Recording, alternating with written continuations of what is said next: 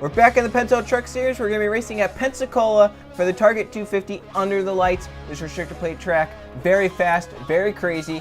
We're set to get going with our starting lap. The 18th Christian Parker has the pole. 2 is outside that 31 with Gustavo Rocha.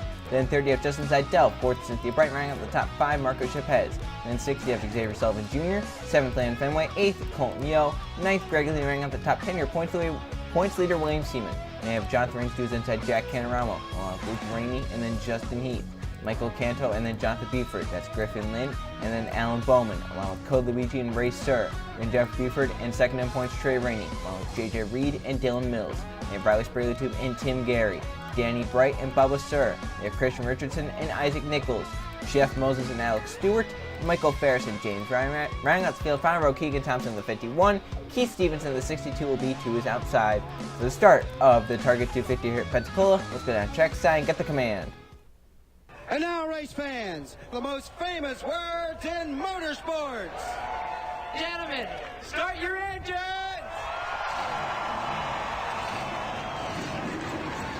Guys, like I said today, let's go out there and have a good solid day. Do your job, everything will work out just fine. I promise you that. We'll end up with a good solid top 5 with a chance at the victory here this afternoon.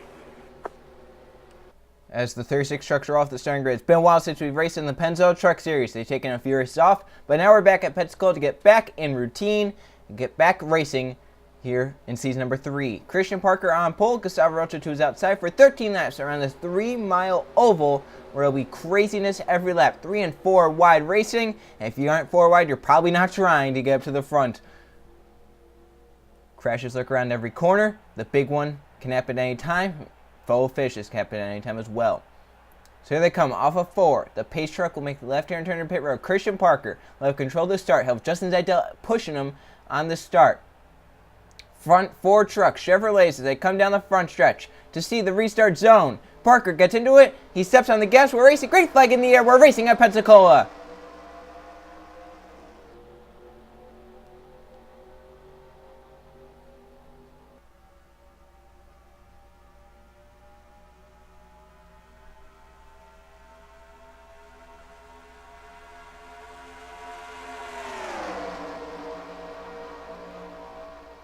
Already stepping out 3 wides, they come off of 2 and down the backstretch. Pretty tight together on the bottom lane. The outside has about similar drafting up, but a little bit less. They come down the backstretch. Seidel looks to make it to the bottom lane. He can't. He gets blocked off. Marcus Chapez moves to the inside. They're going to go 3 wide down the backstretch. And look at the move on the 31 on the outside lane. A bear push on the outside. Rocha gets clear in 3. That was a great job there by Cynthia Bright to stay behind the 31. The others on the inside lane, they all kind of separated there. Went their own ways and allowed the 31 on the outside to get clear. But Yepez and Greg Lee come with the runs as they come off of turn number 4 for the first time here tonight. Lap 1 is going to be a side-by-side battle. The 99 goes up top of the 31, and Rocha leads lap 1 here at Pensacola. But it's the 7, Marcus Yepez, lurking to the bottom lane as they enter turn number 1 at almost 200 miles an hour, first time at full speed. At bottom lane now has some drafting help down low. See, they're 3 and 4 wide in the back of the pack. We talked about that. It'll work, but once you get 5 wide, that's when it's going to be a little bit more dangerous.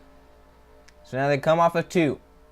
Luke Rainey hot on the 7 of Yepez's tail. Rainey driving the Patriots truck as the New England Patriots will be racing. They'll be competing in the Super Bowl later this week. He's looking to bring them some good luck here at Pensacola with the win. Oh, back there, contact! Do they save it? They somehow saved it! The 46 of Buford is completely sideways. Got into Cole Luigi, got into Greg Lee. They somehow all saved it. We'll have to look at that later in the race, whether it be a caution or at the end of the race. But it's kind of separate the front of the pack. And Luke Rainey has gotten clear. He'll lead this lap for 5 bonus points, which he desperately needs. He's been free-falling in points ever since his 2 victories.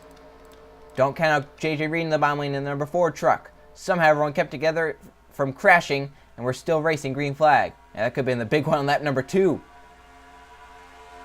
Kept the whole pack together, though, as they're now like a rubber band, just coming right back together. That's what these restrictor plates do. Reed going to take it 3 wide once again down the backstretch. Code Luigi stays in the middle lane. Christian Parker down to the bottom. They're shuffling all over the place. See how much momentum the 46 lost because of that damage? Falling back is Jennifer Buford. They're 4 wide once again. Bubba Sir with a big move. Parker leaning on the 32. And meanwhile, Luke Rainey still up front leading, but he doesn't really have the driving up down low. The 7 had a pretty good run there in the top lane, just couldn't get clear. And JJ Reed will grab second. Here comes Bubba Sir in the 30. Reed now takes it to the bottom of the 88. Luke Rainey for the race lead. Rainey leads another lap, but JJ Reed is on the bottom lane, has the better drafting up down low. As they hit turn 1, here comes Keegan Thompson starting on the last row, already up inside the top 5 as they go through 1. Yeah, it just shows track position means nothing here at Pensacola. You get up to the front easily, fall back to the back easily. Right there from outside the racetrack as they race down this backstretch. JJ Reed trying to hold off the field, but here comes Danny Brent, the 39 to the bottom, moves up to the middle lane, trying to get the side draft out that Ford. Luke Ray trying hard on the outside as well to get outside that Ford truck. Reed stays clear for now, but Danny Brent has a run to the bottom. 4 wide, look at Jeff Moses with the push from Jonathan Buford. He had a big run entering turn 3. He gets to the inside, right there, 3 wide. That 33 and that 77, they hooked up down the backstretch. They got connected. And, man, they went places. They just kept on going and going and going. And, man, Jeff Moses will lead this lap as they're 4 wide down the front stretch for the race lead. That's Jonathan Buford to the bottom. Keith Stevens, his pusher. Trucks chasing each other at the track, trying to get the side draft, trying to give each other enough room. There you can see William Stevens in the 92 just in the middle lane. Your points leader trying to keep that points lead. Trey Rainey second in points is right now in the bottom lane, 3rd on that bottom lane. Some great racing already, and we're not even halfway through the race. We almost had a crash. We had a big save by about 3-4 drivers. And, man, look at this down the backstretch. They're fanning out all over. High, low, high, low. Where do you want to be? Keith Stevens in the 62. Alex Stewart in the 17 with the run. Here comes the 10 of Tim Gary. Alex Stewart trying to get to the inside of the 62. Couldn't quite get it done there. Look at that pack from far away. This is from the front stretch there in 3 and 4 right now. You can see every truck in one frame. That's how close together they are as they come down this front stretch. Here comes Alex Stewart for the race lead. My. So far off from the front of from the beginning of the front stretch to the end. Alex Stewart clears. He's your race leader. Isaac Nichols now up to 2nd. 3rd is going to be Justin East as they hit the exit of turn number 2. There's Alan Bowman in the 66. Justin Zidell back up to the front in the 5th position on the bottom lane. Now race down the backstretch. Heath faked high, got the 20 to go up there, and then the 3 fakes right back down to the bottom lane. And Heath, with a pretty good move there to get to the 2nd position. The truck's trying to move in now, trying to get down to the bottom when they can. And a lot of them doing a pretty good job of it. So we're going to be about halfway through this race. It'll be 6 down this time by. Up front, Alex Stewart leads. He has a single file train behind him, Justin Heath. Leading the trucks behind the 17, Alan Bowman pushing Heath, and Stewart just doing a great job right here. Maybe these guys want to get single file out and ride around, but Alan Bowman thinking, man, I just want to get to that race lead and lead some laps. See back there, Jack Cameron with 4 wide to the bottom lane. Justin Zidell in the 13, now going to be pushing Bowman as they come off of turn number 2. And Dylan Mills in the 07 there. Riley Sprague in the 9, trying to get his first win of the season. Here comes Zidell, fakes low. Wow, that. Someone was contact right there, and somehow everyone keeps it together for now. See, Jeff Buford maybe just a little bit slower because of the damage she occurred from making that amazing save that she did, and she might lose the draft. She's in jeopardy right now of doing just that. And up front, Alex Stewart's done pretty well since he's gotten up there. He's held off the challengers, but Bowman trying to get a push from behind, get a run. He's in the draft of that 17. But can he clear that 07? Now Dylan Mills trying to make anything he can work. I don't think he's going to be able to do it, though. Yeah, Bowman cannot clear. Dylan Mills stays to the inside. Keith Stevens, Jack Canaramo, 2 teammates on the bottom lane. They might try and work together and get by the 17 truck, who has dominated the second half of this race. I guess you could say dominated the last 3-4 laps. But Dylan Mills has a run. Yeah, there he goes. He's taking it to the bottom lane. Look at Marco Chapez pulling out of line in the 7 truck. That was a brave move to make right there at that point. Mills keeps it beside the 17 of Alex Stewart, but he needs some better drafting help. The 2 has to get up there. The 7, someone has to get there closer to the 07 because the 17 right now is the better drafting up on the top side. Here comes Marco Chapez. Going to try and give that 07 a bump off of the corner. There he does. Big fight down to the stripe. Man, that was close there. Imagine if that was the finish. That's 5 laps to go. If the yellow comes out, the race is over. And that was a very close race to the line right there to lead that lap. Just imagine what it would be like if it was coming to the finish, beating and banging. Dylan Mills will clear Marco Chapez in 2nd now. Alex Stewart doing a pretty good job on the outside lane, but he'll fall back now. He has no drafting help really behind him.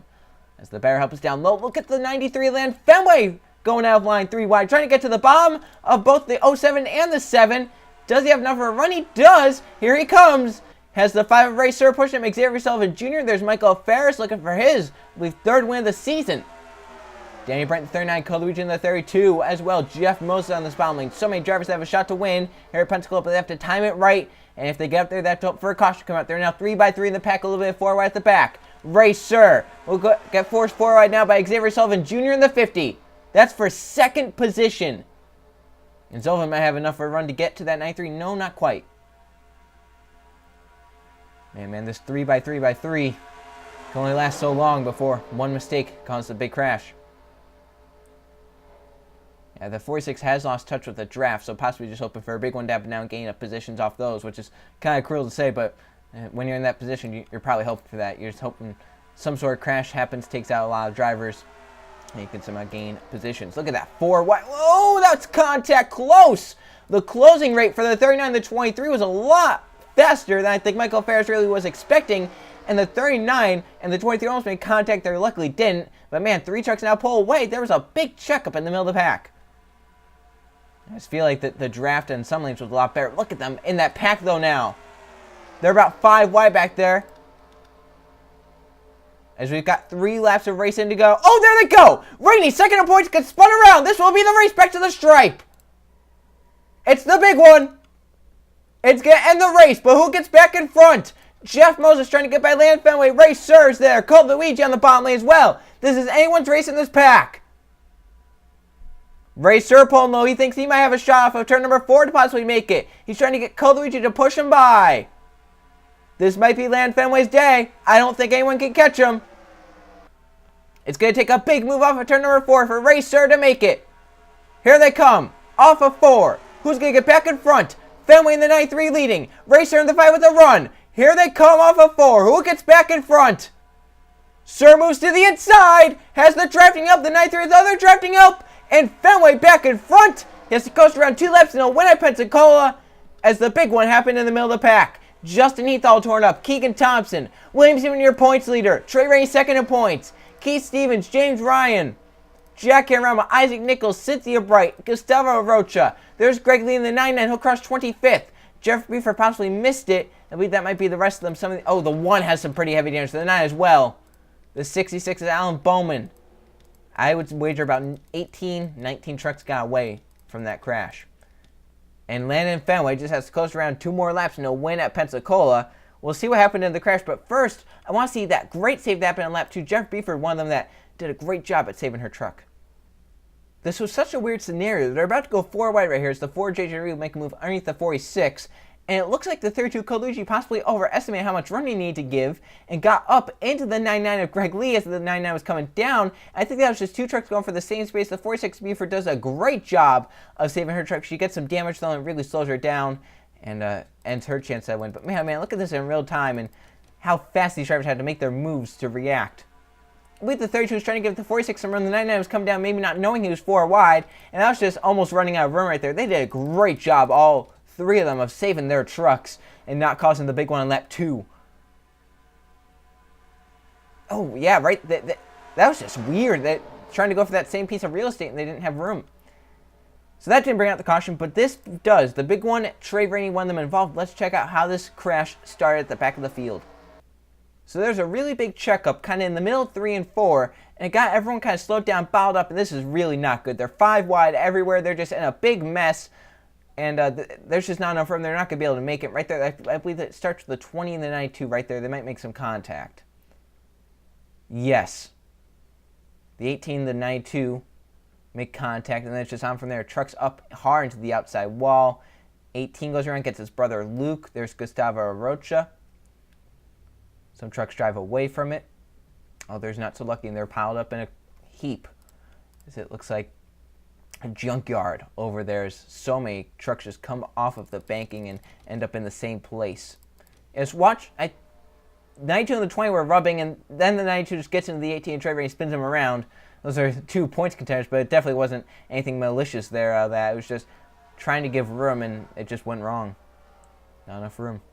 Let's Scumbert, the 18th, Trey Rainey, second in points, just behind William Seaman, and he can possibly gain points or lose points because of this.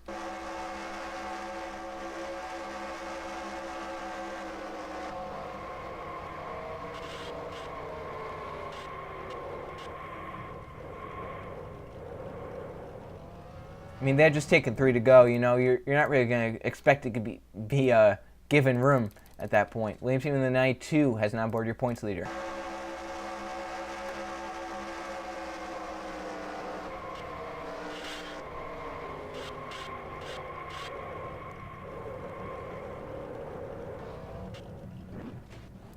The 88 of Luke Green is now on board cameras. He got some dings and dents, but was able to get away.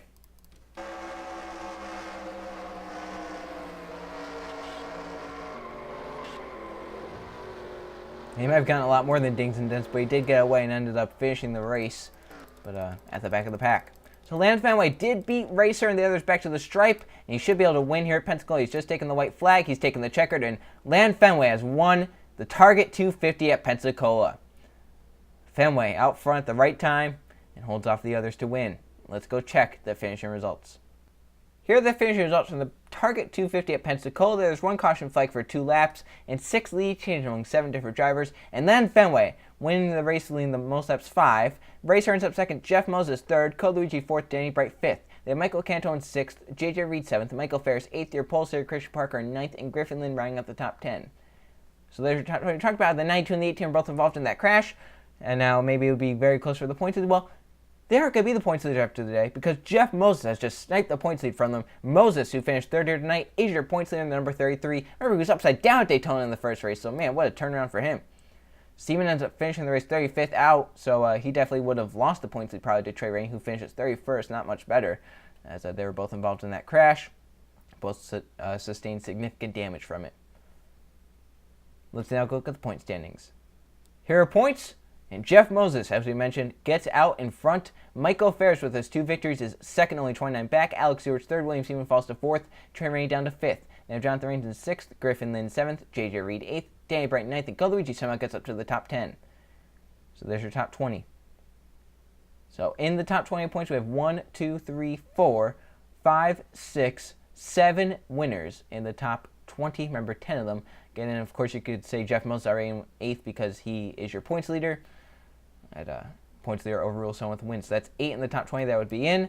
As we go down, Cynthia Bright would be in 9th. And Landon Fenway with his win moves up to 22nd. He would be the 10th driver in. Remember, you have to be top 25 in points. Jonathan Beeford needs 6 more points and to get ahead of the 93 or the 57, possibly another win. Jeff Beeford probably will need another win and get above the top 25 in points. So it could be a daunting task for the Beefords, but Jonathan's a little bit easier than Jennifer. Jennifer needs a lot to go right in these next few races for the chase for her to get in. As the next race will be the DC Solar 250 at Canadian Tire Motorsports Park. See you guys then.